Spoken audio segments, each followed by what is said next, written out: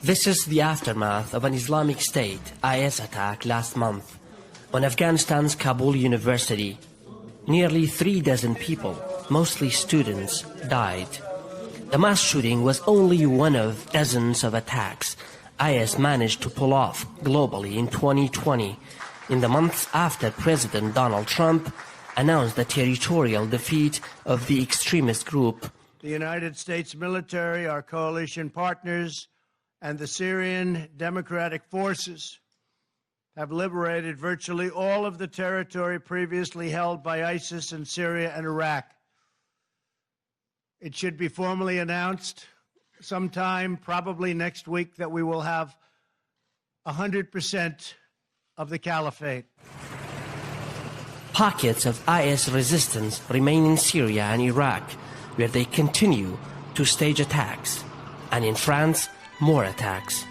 A funeral at another university, the Sorbonne in Paris, was the venue to pay tribute to Samuel Paty, a schoolteacher decapitated in October by a radical Islamist after showing caricatures of the Prophet Muhammad to his class. France is one of few Western countries fighting terrorism in Africa, where observers say the loss of the caliphate has had little impact on the terror group's growing activities. Overall, when we're looking at the trajectory of the Islamic State in Africa, it's pushing on an open door.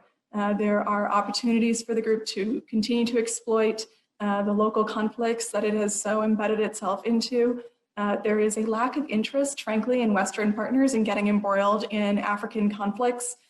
President Trump campaigned on getting the country out of protracted conflicts overseas, which led him to reduce U.S. troop levels in Somalia, Syria, Afghanistan, and Iraq.